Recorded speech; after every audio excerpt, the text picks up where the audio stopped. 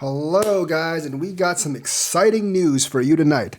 First of all, Coinbase is actually running out of Bitcoin. That's right, folks. There's so much demand, they're finally running out of Bitcoin, and that means a price rise is most likely brewing pretty soon. I mean, we've been stuck here for a good week or so. About time we blow off the top. The shorts are gathering. That means we got to liquidate them and pwn those bears, and I think we're about to do it at this point. Coinbase reserves actually have hit their 7-year low. They haven't been this low since 2017. Even in the bull run of 2021, the reserves never ever hit this low. That should tell you like how people are treating their Bitcoin. They're holding it close to them. In fact, just this weekend, some whales bought 100,000 Bitcoin worth 5 billion, and they put about a billion of those Bitcoins back in their own wallets. They took $1 billion off of Coinbase, so Coinbase reserves just dipped by another billion. And like I said, they haven't really been this low in 7 years. And like in the bull market, they're usually pretty low because people are like trying to hold it close to them. They're accumulating. But this time, I think they're just accumulating all around. And with them doing that, the supply on the exchanges is going down. The demand is continuing to actually be high over OTC, and that's why we're getting the price push up.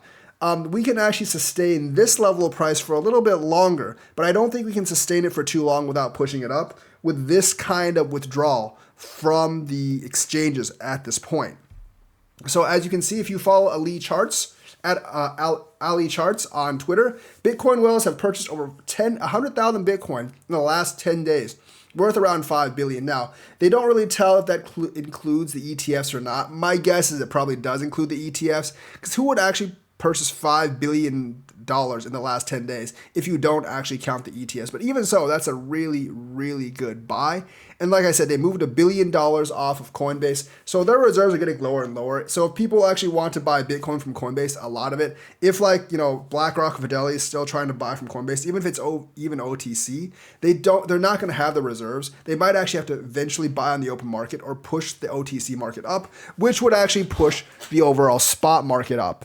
I think at every level, they have like a certain amount of Bitcoin reserves, and it's actually being depleted really fast, especially since the inflow of Bitcoin from the miners and stuff doesn't equal the outflow the last few days. And I really think the reserve around this price is actually getting bought out pretty fast. So we're having fluctuations in price, but eventually I do think it's going to force it up. So something is definitely brewing at this point.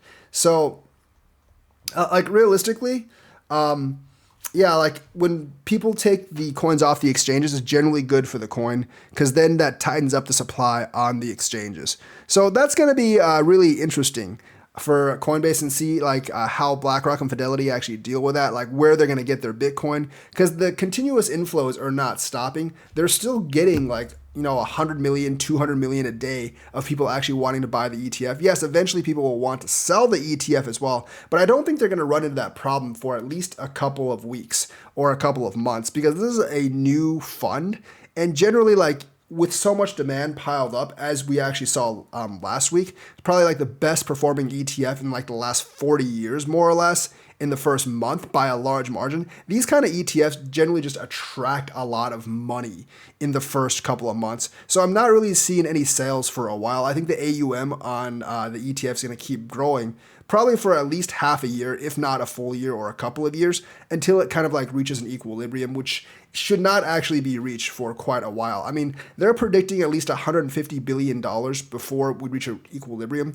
and that will take at least 10 months to a year, if not longer, depending on how hurriedly people are actually purchasing in. And even if you got to think the outflows and the inflows are pretty even, which they really aren't. It actually favors the inflows around the halving. But even if outflows and inflows are pretty even, that kind of pressure every day will eventually eat that entire supply of OTC sooner or later. So that price is going to be forced up probably within the next 2 weeks. And as we get closer to the halving, when that halving comes, there's not going to be as much Bitcoin for sale. So that pressure is going to get even higher because there's just not that much Bitcoin available. So I think Coinbase is slowly running out of Bitcoin at this point to actually sell the fat cats, and the fat cats are definitely going to have to buy OTC for a while. They might try to plunge the price or lower the price one more time before they really have to splurge in. But if they're trying to chip away like they are right now with like $300, $400 drops, it's really not doing much for them. And I don't think that tactic is going to work because I do believe the price is probably going to go up in the next week or two. The other news is TRON actually might be in trouble. It might be regulatory trouble. And the clue we have for this is that Circle is not going to mint USDC on TRON anymore. And the reason is to ensure USDC remains trusted. So that signals to me that there might be some regulatory problems on the horizon for TRON. So Circle said it will discontinue support for the token on the TRON blockchain. And it said that the decision aligns with efforts to ensure that USDC remains trusted, transparent, and safe. So they're basically saying TRON isn't trusted, transparent, and safe. And the thing is, I can't really argue with them because it is, a Justin Sun chain, basically. But a lot of people have been transferring USDT on TRON for many years, and I've never really heard too many complaints from them. So this might be like some of the regulators or some of the officials basically telling Circle to ditch TRON. And if that's the case, there actually just might be something against TRON in the works. So Circle is saying we are discontinuing USDC on TRON blockchain in a phased transition. Effective immediately, we will no longer mint USDC on TRON. This is on Twitter. Transfers and redemptions of USDC on TRON will continue to operate normally through February 2025. Read the details. Circle did not give a reason for stopping support on TRON, only saying it continually assesses the suitability of all blockchains. Or one of the officials from one of the US agencies tell them, hey, stop printing on TRON because we're going to pwn TRON soon. So that's what you're afraid of if you're a TRON investor. That's what you don't like to see, but it just might actually happen. And they actually said to pull TRON support was the result of an enterprise-wide approach that involved business organization compliance and other functions across their company. I'm focusing on that compliance because the other reasons don't really make all that much sense. TRON has been great to people that are actually transferring money. It's cheap, it's fast, and people really seem to like it. USDT has no problem on it. But if TRON is not compliant, or if the feds want to target TRON because of Justin Sun, that's a big, big red flag. And of course, this could be because Circle actually filed to go public in the United States.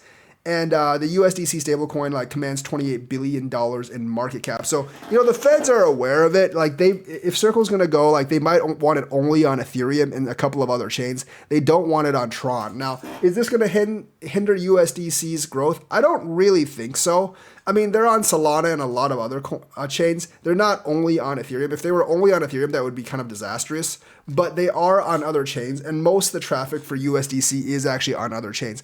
I think USDT is slowly trying to filter off of TRON as well. I've heard that they're trying to lower their volume on TRON because most of their volume actually goes through TRON, and they're looking probably for other chains as well. So, yeah, I don't really know if this is a bag signal for TRON from the United States or from regulators, or if Circle just made the decision independently. But I think I don't know if Circle would actually make this decision independently because a lot of people are moving via TRON and it works, and I haven't really heard any trouble from it. So I think some of the regulators are saying hey, you should get off of TRON because it's not compatible. And if the regulators don't think TRON is compatible, they might actually go after TRON. Now, TRON's always been kind of a questionable chain because the character of its founder and the lies that he's been implicated with. And plus, it is kind of a Chinese chain because we know Justin Sun has some connection with the Chinese government, whether people want to admit it or not. I mean, the CCP essentially told him to shut up for a while, and he did. So he's kind of under that control. And I think they have been once accused of spying before. I don't really know if that's true or not. I can't say if that's true or not. I mean, I haven't seen any evidence for it. But, with Justin Sun, things get really, really murky. And a lot of people in the crypto industry just don't really trust him. Now, to be fair, he actually hasn't lost anyone any money. It's not like he's actually scammed anyone. So I can't really judge him that way. But, I think his lies in the past are actually getting caught up to him. And that whole picture and that whole video of him drunken at a party saying hey, buy my shitcoin, referring to TRON, probably didn't look too well to anyone when it comes to Justin Sun. So he's kind of brought this on himself, but also he's probably I wouldn't be surprised if he's trying to skirt around regulations. We know that Justin Sun and CZ were really good friends, And like, you know, even though CZ's given up on it because, you know, the US government, it's really gone after him. Justin Sun, a lesser, like not as famous as a figure, controlling not as much money, may have actually not given up on it. And maybe like the Fed authorities are really starting to clamp down on him as well. If that's the case, probably don't buy Tron. So like this could actually be seen as kind of a warning. I wouldn't make too many judgments, but I would be a little bit concerned that USDC and Circle just basically said like, hey, we're not minting on Tron anymore without giving a very, very specific reason. So that's the news for today. Let me know what you think. Like and subscribe, hit that bell notifications button. Thank you and have a nice day.